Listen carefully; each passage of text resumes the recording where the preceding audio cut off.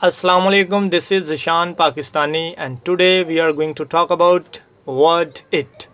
तो स्टूडेंट्स, आज हम इस लेक्चर में, इस वीडियो में डिस्कस करेंगे इट को, यानी इट हमारी डेली कॉन्वर्सेशन में क्या रोल प्ले करता है और इसकी क्या एक्टिविटी है हमारी रूटीन लाइफ में। तो चलें देखते हैं इट को। Use of it. इट को जी, इट का एक वाइड यूज़ है। अब कुछ कहने वाले ये कहते हैं कि भाई इट तो एक सिंपल सा वर्ड है, इसको बस इसका इतना वाइड इस्तेमाल नहीं। लेकिन आज देखें इस वीडियो लेक्चर में कि इसका कितना वाइड यूज़ है और कैसे हम जो है वो इसको लर्न कर सकते हैं, कैसे हम डेली रूटीन में यूज़ कर सकते हैं। तो इंशाल्लाह ये वीडियो देखने के बाद आप इसको फ्लुएंटली अपनी डेली कॉन्वर्सेशन में जो है यूज़ कर सकते हैं जी। तो इट को मुख्तलिफ़ मकामात पर इस्तेमाल किया जाता है, यानी इट को मुख्तलिफ़ प्लेसेस पे, मुख्तलिफ़ सेंटेंसेस में इस्तेमाल किया जाता है। तो आगे हम इसको देखते हैं वन बाय वन करके कि किस किस जगह पे, किस किस मुकाम पर इसको यूज़ किया जाता है।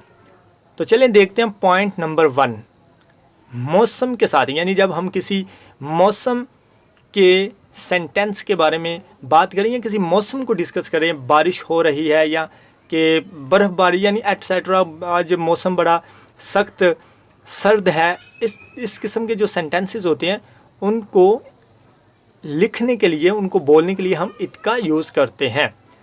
पॉइंट नंबर 2, टाइम, वक्त के साथ। टाइम यानी वक्त के साथ, किसी को हम वक्त बताएं, किसी को टाइम बताएं, उस वक्त भी इट को यूज़ करते हैं। तो इनकी आगे एग्जांपल्स भी देखेंगे, पहले इसको एक मरतबा स्टडी कर ले। पॉइंट नंबर 3, कुदरती मंजर के लिए। यानी जब कोई कुदरती मंजर देखते हैं तो हम अचानक से बोलते हैं कि भाई कितना खूबसूरत नज़ारा है, कितना खूबसूरत माउंटेन है, कितना खूबसूरत ये मंजर है, तो उस वक्त भी इट का यूज़ करते हैं। इखलाकी फ़र्ज़ के लिए, नंबर 4, इखलाकी फ़र्ज़ के लिए। तो जब इखलाकी फ़र्ज़ की बात आए तो हम उस वक्त भी इट का यूज़ करते हैं जी। तो पॉइंट नंबर 5 देखते हैं। अब ये देखें, बेजान चीज़ों के लिए। अब इट को बेजान चीज़ों के लिए भी हम यूज़ करते हैं, ये भी देखेंगे इसी लेक्चर में। नंबर 6, जानवरों के लिए यानी एनिमल्स के लिए भी हम इट को यूज़ करते हैं, वो भी देखेंगे इसी वीडियो लेक्चर में जी। नंबर 7 पे है ज़ोर देने के लिए, यानी ऐसा काम जो ज़ोर देकर किया जाए कि भाई ये तुमने ही किया है या ये तुम ही थे जिसने ये काम किया। इस किस्म के सेंटेंसेस भी इट से बनते हैं।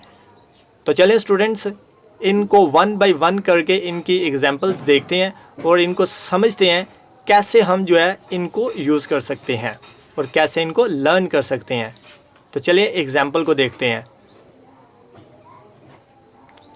जी। तो नंबर 1 देखें, मौसम के साथ। जब किसी मौसम का जिक्र आए या मौसमी इंफॉर्मेशन के लिए कोई सेंटेंस बनाएं या किसी के साथ मौसम के हवाले से गुफ्तगू करें तो उस वक्त इट का यूज़ करते हैं। ये देखें, फॉर सीज़न, मौसम के लिए पॉइंट नंबर 1 को डिस्कस करने लगे हैं यहाँ पे एग्जांपल्स के ज़रिए। तो अब देखें, आज मौसम खुशगवार है। देखें, ये मौसम के बारे में हम बात कर रहे हैं। तो इस वक्त अब इस सेंटेंस के लिए हम क्या करेंगे, इट को as a file, as a subject use करेंगे। It is pleasant today. Okay, point number 2 देखें, अब बारिश हो रही है। It is raining now. अभी दोनों देखें, ये मौसम को बयान कर रहे हैं दोनों ही सेंटेंसेस। आगे देखते हैं पॉइंट नंबर 3, कल गर्मी थी। It was hot yesterday. Number 4 पे देखें, मतला अबर आलूद है। It is cloudy today. Number 5 पे देखें, कल बारिश होगी। It will rain tomorrow. तो ये स्टूडेंट्स मौसम के बारे में डिस्कस की है जी। तो अब देखते हैं पॉइंट नंबर 2, वक्त के लिए। यानी जब हम वक्त को डिस्कस करते हैं, किसी को वक्त पूछते हैं या किसी को बताते हैं तो उस वक्त भी इट का यूज़ किया जाता है। तो चलें देखते हैं पॉइंट नंबर 2 एग्जाम्पल के जरिए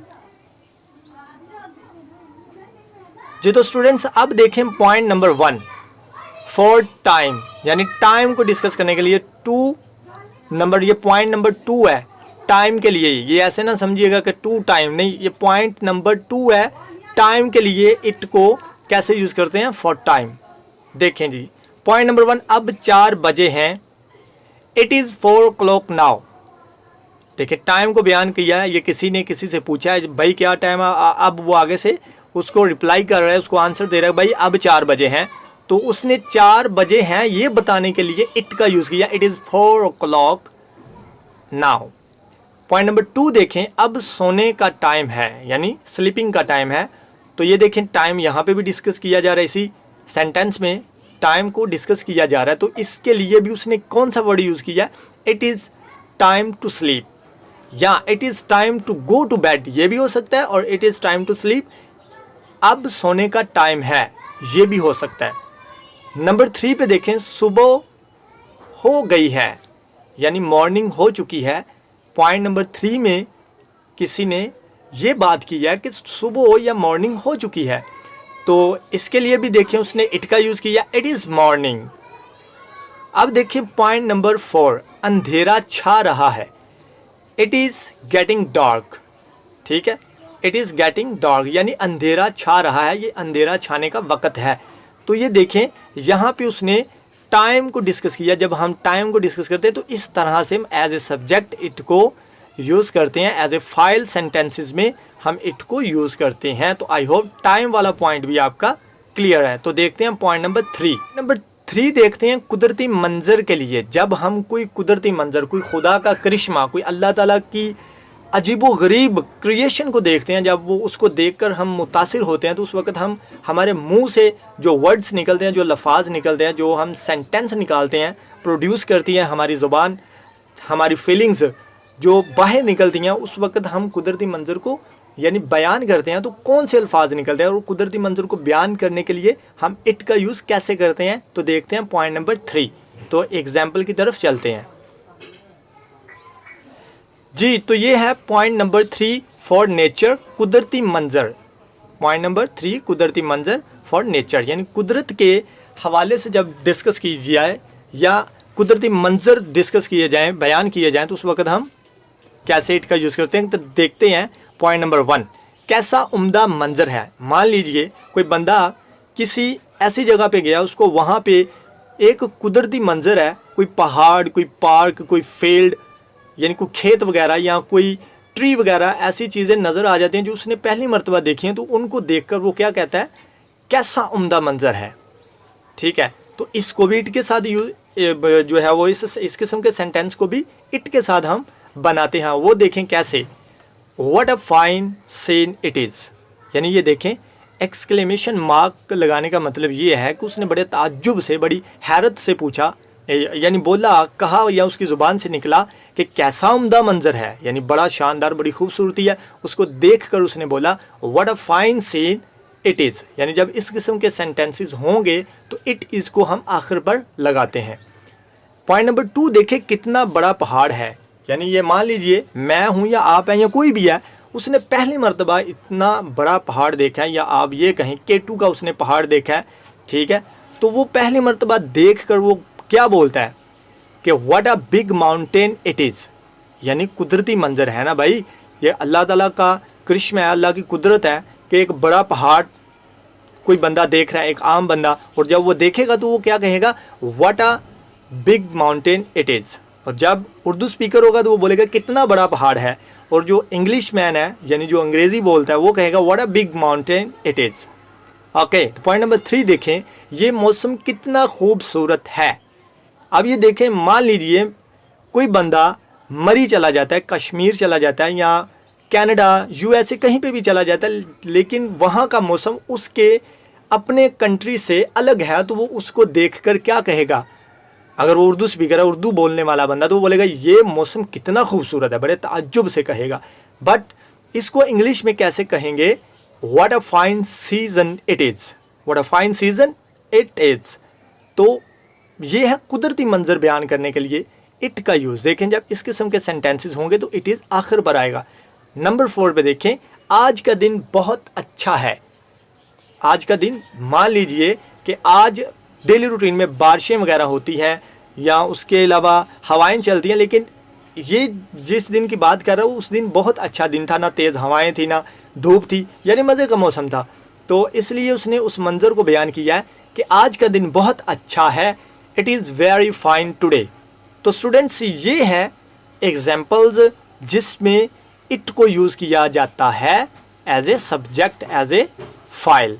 तो ये कुदरती मंजर के सेंटेंसेस हैं। तो आई होप इट्स क्लियर। तो देखते हैं पॉइंट नंबर 4। तो स्टूडेंट्स यहाँ पे हम पॉइंट नंबर 4 में आकर डिस्कस करेंगे 2 पॉइंट, नंबर 4 और नंबर 5, यानी इखलाकी फ़र्ज़ अब किसे कहते हैं और बेजान चीज़, यानी बेजान चीज़ों के लिए भी इट को यूज़ किया जाता है, जबकि इखलाकी फ़र्ज़ के लिए, एथिक्स के लिए हम इट को यूज़ करते हैं। तो देखते हैं। अब यहाँ पे वीडियो लेक्चर थोड़ा लंबा हो जाना था, इसलिए यहाँ पे सिर्फ 2 पॉइंट ही डिस्कस किए हैं किसके, इखलाकी फ़र्ज़ के। सबसे पहले हम इखलाकी फ़र्ज़ के 2 सेंटेंसेस देखेंगे। जी देखें, नंबर 1, माँ बाप का हुक्म मानना हमारा फ़र्ज़ है। अब यहाँ पे देखें, ये हमारा इखलाकी फ़र्ज़ है। अगर हम नहीं ये करेंगे तो हमें क्या होगा, सोसाइटी के जूते खाने पड़ेंगे, रिलेटिव्स हमारी इंसल्ट करेंगे, क्योंकि ये हमारा फ़र्ज़ है। जब इसको हम पूरा करेंगे तो हम इज़्ज़त पाएंगे। तो ये इखलाकी फ़र्ज़ है, इसके लिए हम इट का कैसे यूज़ करते हैं देखते हैं। माँ बाप का हुक्म मानना हमारा फ़र्ज़ है।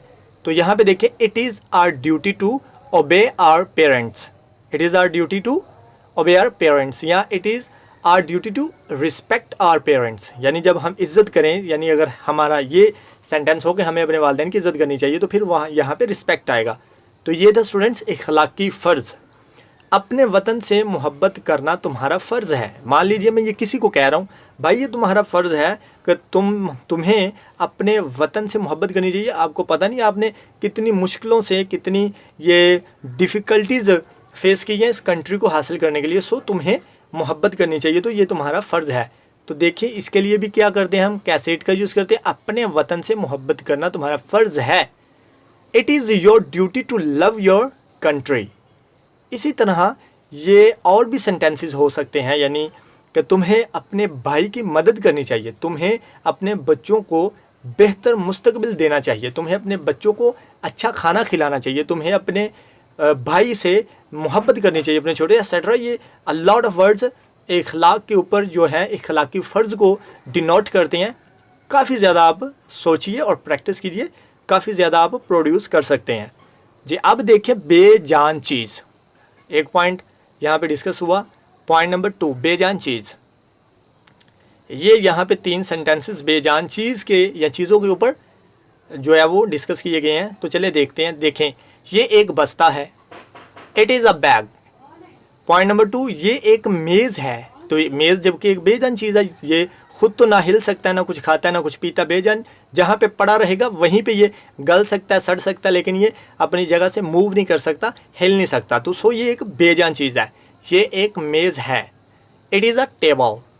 नंबर 3, ये एक कुर्सी है, ये भी बेजान है, ये भी नहीं हिल सकती। और वो चीज़ बेजान होती है जो ना हिले, ना कुछ खाए, ना पिए, उसको हम कहते हैं बेजान, नॉन लिविंग। ओके, ये एक कुर्सी है, it is chair, it is chair या इट इज़ अ चेयर। तो ये था नॉन लिविंग। तो इसी तरह आप कई चीज़ें बना सकते हैं। It is a mouse, it is a table, it is a chair, it is a bag, it is a book, it is a fan, etcetera. A lot of words, a lot of sentences you can produce. तो ये थे 2 point, इखलाकी फ़र्ज़ और बेजान चीज़। ये बेजान चीज़ों के लिए, यानी बेजान चीज़ों के लिए भी इट को यूज़ किया जाता है, और इखलाकी फ़र्ज़ के लिए भी। किसी किस्म की कोई प्रॉब्लम हो तो कमेंट सेक्शन में आकर आप यानी कोई भी टॉपिक हो इसके रिलेटेड, यानी कोई भी आपको कन्फ्यूजन है, कोई परेशानी है, आप डिस्कस कर सकते हैं कमेंट सेक्शन में आके। तो देखते हैं पॉइंट नंबर नेक्स्ट आगे हमारे पास कौन सा पॉइंट है वो देखते हैं। जानवरों के लिए और 7 जोर देने के लिए, अब दोनों को हम डिस्कस कर देते हैं, ठीक है, ताकि हमारा वीडियो लेक्चर इतना ज़्यादा लंबा ना हो जाए। पता नहीं फिर आप स्टूडेंट्स जो है वो लेक्चर को पूरा नहीं देखते, पता नहीं क्या साइकी है आपकी। तो चलिए देखते हैं पॉइंट नंबर 6 कि जानवरों के लिए, और नंबर 7 पे आ जाएगा जोर देने के लिए, यानी जानवरों के लिए जोर देने के लिए। तो देखते हैं एग्जाम्पल्स, यानी जानवरों के लिए। अब जानवरों के लिए भी इट को यूज़ किया जा सकता है। अब कुछ स्टूडेंट्स या कुछ मेरे क्लास फेलोज़ भी थे जो कहते थे कि भाई जो इट है वो सिर्फ बेजान चीज़ों के लिए इस्तेमाल किया जाता है, लेकिन वो जानदार चीज़ों के लिए नहीं इस्तेमाल किया जाता। तो डेट्स रॉन्ग।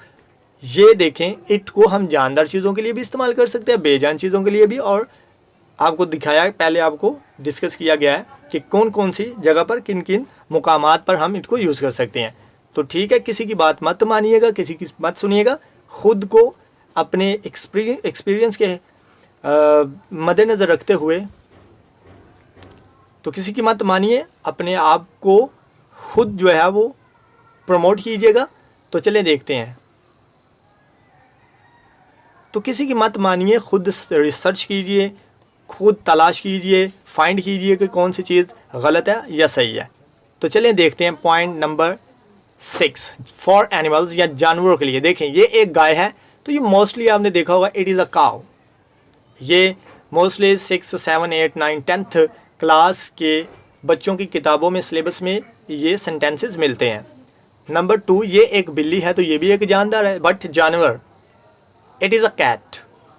ये एक घोड़ा है, इट इज़ अ हॉर्स। आप और भी कह सकते हैं ये एक खरगोश है, it is a rabbit. It is a fish, it is a monkey. यानी आप इजाफी कहीं आपने खुद से जो है वो क्रिएट कर सकते हैं सेंटेंसेस। तो ये था स्टूडेंट्स किन के लिए, एनिमल्स के लिए इट को कैसे यूज़ किया जाता है। तो आई होप इट्स क्लियर जी। अब देखें जोर देने के लिए, जोर यानी जब देखें, हम अक्सर कहते हैं कि जब कोई बंदा कोई किसी चीज़ को तोड़ देता है या कोई पैसे चुरा लेता है, ऐसा काम कोई अच्छा कर दे या कोई बुरा कर दे, तो हम कहते हैं कि भाई ये तुमने किया है, भाई ये तुम्ही ने पैसे दिए हैं, भाई ये तुमने ही खाया है। अक्सर ये हमारी डेली कॉन्वर्सेशन के सेंटेंसेज है स्टूडेंट्स, ये हमारे घरों में यूज़ होने वाले हैं। तो अब देखें, इसको देखते हैं कि एम्फेसिस क्या चीज़ है। देखें पॉइंट नंबर 1, क्या तुम हो, नहीं अली हूँ। ये देखें किसी ने किसी से पूछा कि भाई क्या तुम हो, आगे वो जो लड़का था जिसने आगे से जवाब दिया वो कोई और था जो आगे से कह रहा है। ये देखें पूछने वाले ने क्या कहा, इज़ इट यू, यानी उसने अपने मुताबिक पूछा कि भाई क्या तुम हो, जिसको वो जानता था उसने समझा वो है, ठीक है। इज़ इट यू, क्या तुम हो। आगे जो दरवाजे पर था उसने बोला नो इट इज़ अली, यानी पुरजोर तरीके से उसने बोला भाई, इसका मतलब ये है कि भाई जो तुम समझ रहे हो मैं वो नहीं, मैं अली हूँ, इट इज़ अली। तो ये देखें पुरजोर तरीके से कह रहा है, जोर देकर। पॉइंट नंबर 2 देखें, तुम ही हो जिसने कप तोड़ा। अब देखें इतने क्लास में या घर में लोग हैं, बट जिसने ये काम किया है उसको ही जोर देकर कहा जा रहा है कि तुम ही हो जिसने कप तोड़ा, it is you who broke the cup. तो ये देखें पुरजोर तरीके से। अब यहाँ पे और भी सेंटेंसेस बन सकते हैं, it is you who looked at me, it is you who broke the door. तो स्टूडेंट्स आप खुद से प्रोड्यूस करने की कोशिश कीजिएगा, क्रिएट करने की कोशिश कीजिएगा। तो I hope your it is clear, यानी आपका जो इट है वर्ड वो आज क्लियर है। तो इसको 1, 2, 3, 4, 5 इसके पीछे पड़ जाओ। जब तक इसको आप कंप्लीट नहीं समझेंगे, आप अपनी डेली कॉन्वर्सेशन में फ्लुएंटली नहीं सीख सकेंगे। तो इसको बार बार देखिएगा, प्रैक्टिस कीजिएगा। तो आई होप इट्स क्लियर। तो मिलते हैं नेक्स्ट वीडियो में, और नेक्स्ट वीडियो को ज़रूर देखिएगा, उसमें भी आइएगा और देखिएगा हमारा वीडियो लेक्चर। उसमें भी आपके लिए बहुत ही फ़ायदेमंद कोई ना कोई नई चीज़ लेकर आऊँगा। तो चलें मिलते हैं दूसरे वीडियो लेक्चर में, तब तक के लिए अल्लाह हाफिज़।